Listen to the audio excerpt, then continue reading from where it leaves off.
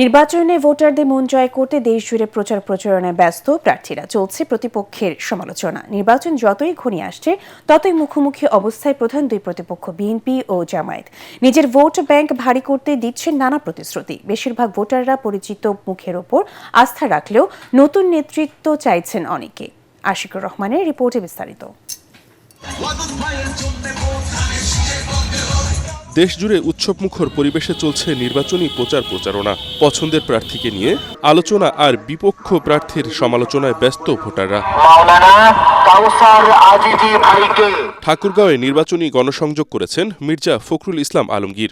এ সময় বিএনপি মহাসচিব এলাকার উন্নয়ন ও দেশের সেবা করার সুযোগ দিতে ভোটারদের কাছে ভোট চান।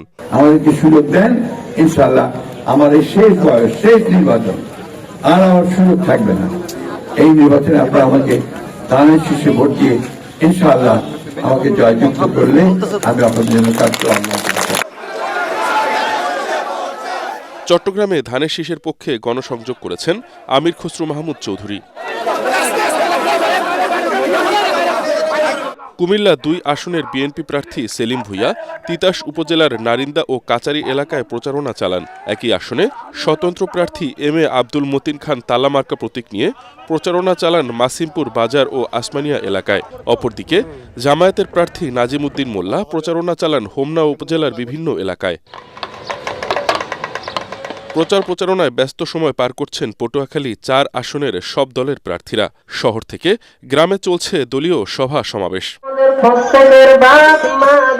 জামালপুর ৫ সদর আসনের প্রার্থী বিএনপির জাতীয় নির্বাহী কমিটির সহ সাংগঠনিক সম্পাদক অ্যাডভোকেট ওয়ারেস আলী মামুন সদর উপজেলায় গণসংযোগ করেন।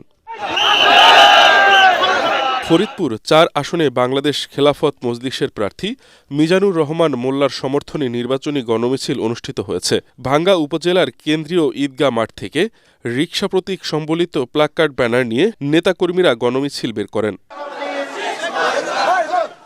সিরাজগঞ্জ ২ আসনের বিএনপি মনোনীত প্রার্থী ইকবাল হাসান মাহমুদ টুকু লিফলেট বিতরণ করে গণসংযোগ করেছেন। একই আসনে জামায়াত ইসলামীর প্রার্থী অধ্যাপক জাহিদুল ইসলাম সদর উপজেলার কালিয়া হরিপুর ইউনিয়নের কান্দাপাড়ায় দাঁড়িপাল্লার পক্ষে গণসংযোগ করেন। চাঁপাইনবাবগঞ্জ ৩ আসনের জামায়াতে ইসলামীর মনোনীত প্রার্থী নুরুল ইসলাম বুলবুল পৌরসভার ১২ নম্বর ওয়ার্ডের চরমোহনপুর সহ বিভিন্ন এলাকায় গণসংযোগ করেন। আশিকুর রহমান, এটিএন বাংলা।